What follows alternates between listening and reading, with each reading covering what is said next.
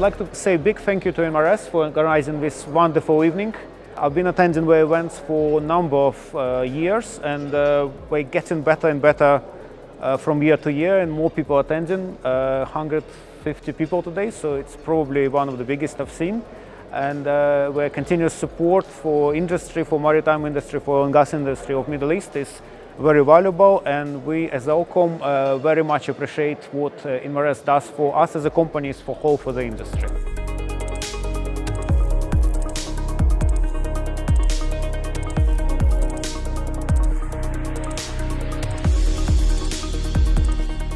For many years, shipping industry was overlooked in terms of cybersecurity because many companies and many individuals considered ship as being separated from the office. So the idea was it wouldn't be attacked the same way as the office because there wasn't many good communication channels. So over the years, how the ships were preventing against being cyber attacked, as some of my colleagues said today, were segregated. So all the system on board were segregated.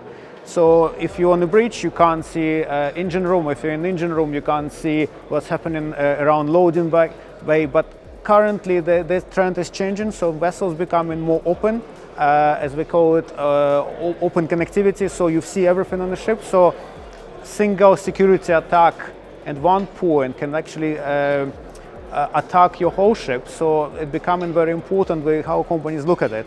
So but because mentality still remains, what ship is being segregated, as I've mentioned during my presentation, breach is being one of the biggest threats to the shipping, to the coal ship, and because breach is a lot of equipment that's segregated. For example, if you take ECDIS for electronic charts, it's a primary means of navigation, but it's usually segregated. And traditionally, people used to disconnect it from internet and thinking this is my security done.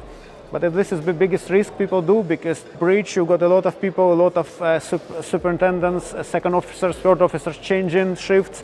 Many people come in installing things, so you lose track of what's happening. And as I've told in my presentation, a lot of third-party software being introduced, a lot of USB, a lot of CDs. So the amount of information you receive, especially in a breach, is probably highest point on a breach, because if you go to engine room or if you go to loading back, you don't have so many people, you don't have many people coming with different softwares, different devices which can carry information, potentially viruses. So in my mind, this is the biggest gray zone, and this is the zone which has been overlooked for many years. And if you introduce human factors, becoming probably, if you look at the whole ship, this is the if I'm a hacker, I would attack breach as the first priority. So this is I would identify as a main gray zone or target for the ship.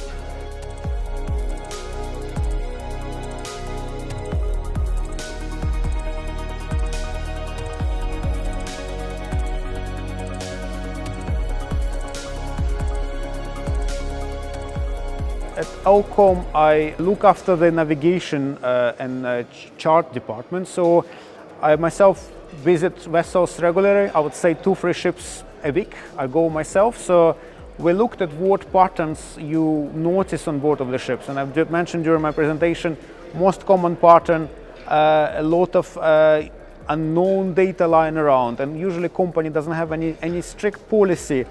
Okay, don't introduce third-party USB, don't do that.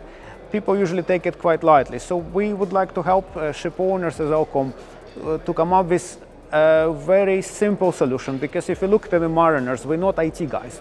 The main problem actually I see in our industry, people assume everybody IT. I've got IT degree, I understand certain things, but when I go on board, I understand the master doesn't understand the same thing I would understand. So he needs something simple. For example, if we're told don't open that USB, he will ask why. But if you give him special devices that use only that device and it will protect you, he will use it, because he said, okay, this is something I understand, how it works, how it operates. So in Elcome, we try to innovate, but we try to think in terms of, if I'm in shoes of mariner, I don't have time of reading big books or understanding how security works. I need to give me something I know I can use, follow the rules, and 99.9% I know my ship would be protected. So that's why we introduced our new solution, which is called eUpdate Breach Defender, which is very simple USB.